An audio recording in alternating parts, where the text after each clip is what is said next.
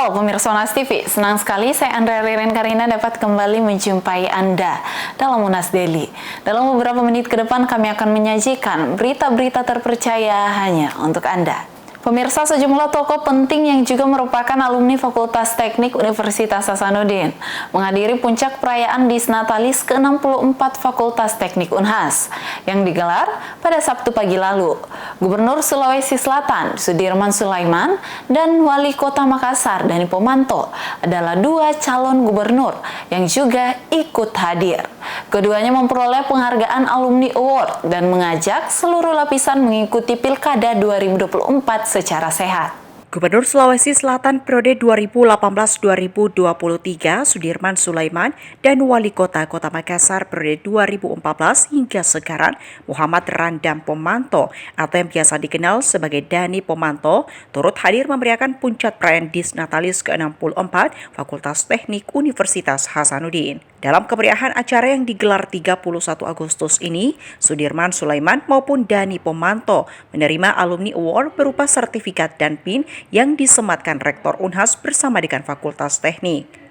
Sudirman Sulaiman sendiri merupakan alumni jurusan Teknik Mesin Unhas angkatan 2001. Sementara Dani Pomanto merupakan alumni jurusan Teknik Arsitektur angkatan 1989.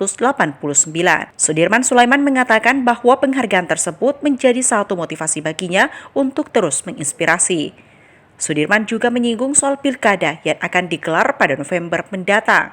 Dirinya yang juga telah resmi mencalonkan gubernur itu mengatakan dengan mengusung Sulsel maju, ia mengajak seluruh masyarakat Sulawesi Selatan untuk tetap solid meski berbeda pilihan dan memastikan persaingan yang sehat dalam Pilkada 2024. Sementara Dani Pomanto menyebut peran alumni yang memang strategis terhadap universitas. Penghargaan tersebut adalah semangat baginya untuk memperluas koneksi dengan seluruh lapisan. Dani Pomanto yang juga akan ikut bersaing dengan Sudirman Sulaiman pada Pilgub Sulawesi Selatan mengatakan bahwa dua alumni teknik yakni Sudirman dan dirinya melaju Pilkada 2024 menandakan kekuatan alumni ataupun alma mater yang memiliki kualitas yang baik. Ia mengajak seluruh calon yang ikut bersaing dalam Pilkada 2024 untuk terus memegang asas pemilu dan tidak menyesatkan masyarakat. Sangat senang, kekeluargaannya sangat baik dan tentu saya ucapkan terima kasih banyak. Ini tentu penghargaan sangat prestisius bagi kami sebenarnya karena kami tidak pernah menyangka bahwa kita adalah salah satu alumni yang diberikan prestasi, tapi ini sebenarnya sudah luar biasa lah bagi kami dan untuk memberikan motivasi juga kepada kami juga untuk lebih lagi bagaimana kepada alumni dan juga kampus ya. Ya, intinya kami mengusung Sulsel maju dan berkarakter. Berkarakter itu artinya kita harus bagaimana Sulawesi Selatan ini menunjukkan karakter Sulawesi Selatan yang si Paka tahu, si Paka lebih, si Paka ingat. Kemudian bagaimana menjunjung tentu budaya kearifan lokal kita Sirina Pace dan tentu kita saling menghargai, respek satu sama lain dan menjaga etika kita selaku yang disorot dalam kontestasi tetap sejuk, sopan dan santun lah ya. Kira respek dan rasa hormat saya yang tinggi bagi seluruh sivitas akademika Fakultas Teknik sebagai alumni tentu saya sangat bangga sebagai ketua alumni Unhas Sulawesi Selatan juga ingin menyampaikan selamat atas ulang tahun Fakultas Teknik. Peran-peran alumni memang menjadi peran-peran strategis. Penghargaan ini tentunya membuat saya lebih semangat lagi untuk memperkuat konektivitas dengan seluruh alumni, dengan alma mater dan dengan masyarakat tentunya. Ya, jadi saya kira Fakultas Teknik harus berpartisipasi dan yang menarik karena di Pilgub dua anak teknik yang maju. Itu sebuah tanda bahwa kekuatan alumni atau kekuatan alma mater itu suka tidak suka menjadi bahagian yang hari ini menandakan kualitas yang bagus. Ya, kalau para calon bertarung sehat saja yang cerdas. Ya, jangan menyesatkan masyarakat, itu aja. Dalam Pilgub Sulawesi Selatan 2024, Sudirman Sulaiman akan berpasangan dengan Fatmawati Rusdi, sementara Dani Pomanto akan berpasangan Asar Rasyad. Zulkarnain, Rahmatia, Unhas TV. Di era digital yang serba terhubung, media sosial telah menjadi bagian tak terpisahkan dari kehidupan sehari-hari. Namun di balik kemudahan berbagi informasi dan berinteraksi, terdapat ancaman serius yang seringkali luput dari perhatian. Kebocoran data pribadi. Tanpa disadari, informasi yang kita bagikan secara terbuka di platform media sosial bisa dimanfaatkan oleh pihak-pihak yang tidak bertanggung jawab untuk melakukan tindakan yang merugikan, mulai dari pencurian identitas hingga penipuan. Berikut berita selengkapnya untuk Anda. Di tengah perkembangan teknologi yang semakin pesat, media sosial dan aplikasi percakapan telah menjadi bagian tak terpisahkan dari kehidupan sehari-hari. Namun di balik kenyamanan dan kemudahan yang ditawarkan, ancaman penipuan digital semakin mengintai. Belakangan ini kasus penipuan yang dilakukan melalui platform digital semakin marak terjadi, memanfaatkan kelengahan masyarakat dalam menjaga privasi data pribadi mereka. Ironisnya, banyak dari kita tanpa sadar telah mengumbar informasi sensitif di dunia maya, mulai dari nama lengkap, tanggal lahir, hingga lokasi terkini. Informasi-informasi ini yang tampak sepele bagi sebagian orang, justru menjadi target empuk bagi para pelaku kejahatan cyber.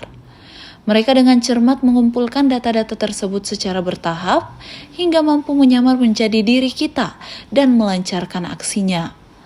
Merespon hal tersebut, Asosiasi Perusahaan Pembiayaan Indonesia berkolaborasi dengan Lembaga Sertifikasi Profesi Pembiayaan Indonesia mengedukasi masyarakat lewat tayangan video yang memperlihatkan bagaimana informasi data diri bisa bocor karena media sosial. Terkait langkah konkret apa saja yang telah diambil oleh APPI untuk mencegah kebocoran data diri yang disalahkan oleh pihak tidak bertanggung jawab itu tadi. Oke, langkah konkret yang memang sudah dilakukan oleh kami di APPI. Pertama, kami menggandeng LSPPI, kebetulan logonya ada di sini, untuk bekerja sama membuat video. Video ini namanya Jaga Data Diri, untuk merimain teman-teman bahwa data diri itu penting gitu ya, dan kita jangan mau sembarangan men-share data-data kita sehingga digunakan oleh pihak yang tidak bertanggung jawab tadi.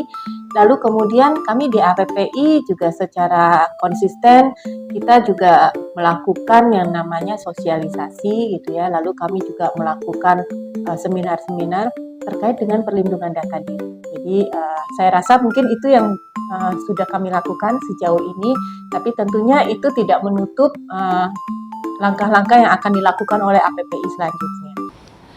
Aktivitas digital yang semakin masif membawa dampak besar pada risiko keamanan data pribadi. Oleh karena itu, setiap pengguna harus lebih bijak dalam membagikan informasi di media sosial. Sebuah unggahan yang tampak tidak berbahaya bisa saja menjadi awal dari pencurian identitas dan penipuan yang merugikan. Rahmatia, Unhas TV. Perang bintang kontestasi pemilihan Gubernur Jawa Tengah 2024 begitu menarik. Kehadiran dua purnawirawan, Jenderal Polisi dan TNI akan memperebutkan kursi kepemimpinan Jawa Tengah 5 tahun ke depan. Masa pendaftaran bakal calon gubernur dan wakil gubernur Jawa Tengah 2024 telah usai. Pasangan Andika Hendi menjadi bakal calon pertama yang mendaftarkan diri ke kantor KPU Jawa Tengah, yang disusul pasangan Lutfi Yassin di hari kedua pendaftaran. Pemilihan Gubernur Jawa Tengah bakal menjadi ajang perang purnawirawan, Jenderal Bintang 4 dan Bintang 3, dalam memperebutkan kursi kepemimpinan Jawa Tengah 5 tahun ke depan. Pakar komunikasi USM, Dr. Andes Gunawan Wicaksana MSI, menyebut kontestasi Pilgub Jateng bakal menarik, sebab ada figur Andika dari TNI dan juga Lutfi dari Polri. Selain itu, kedua cagup juga menggandeng pasangan yang berpengalaman di birokrasi, seperti Hendrar Prihadi yang menjadi wali kota Semarang 2 periode, dan Taci Yassin yang merupakan wakil gubernur Jateng periode 2018 hingga 2023. Ya, ini bahasa-bahasa komunikasi politik saja saya pikir. Karena kebetulan dua calonnya itu, yang satu bekas Panglima TNI, yang satu bekas Kapolda itu ya. Dua-duanya jenderal. Kemudian sebutan-sebutan dalam komunikasi politik itu lalu kemudian disebut perang bintang. Sebetulnya ya mau dikatakan perang bintang apa tidak, sebetulnya menurut saya perang figur akhirnya. Ya menurut saya kalau dua-duanya jenderal, saya pikir ini menarik ya. Artinya agak berimbang. Mudah-mudahan saja pemilu kada di Jawa Tengah khususnya ini betul-betul bisa berlangsung secara fair. Menurut Gunawan, dalam kontestasi Pilgub Jateng saat ini, hal yang penting adalah menyampaikan program apa yang akan diangkat, serta bagaimana mengetahui kebutuhan apa yang ada di masyarakat. Siapapun yang menang nanti adalah mereka yang diharapkan oleh masyarakat di Jawa Tengah. Tentunya mestinya para calon itu, apakah itu Pak Lutfi, apakah itu Pak Lutfi dengan pasangannya Gus Yassin, dengan Pak Andika dengan Mas Hendi, itu kemudian bagaimana mereka mampu dengan timnya itu mampu mengetahui kebutuhan aktual dari masyarakat Jawa Tengah. Sehingga kemudian pesan-pesannya itu adalah pesan-pesan yang berkaitan dengan itu. Dari Semarang, tim liputan USM TV melaporkan untuk Unas TV. Baik pemirsa, berita tadi sekaligus menutup perjumpaan kita hari ini. Jangan lupa untuk terus saksikan Unhas Daily hanya di Unas TV. Saya Andrea Ririn Karina mewakili kru yang bertugas, pamit undur diri dan sampai jumpa.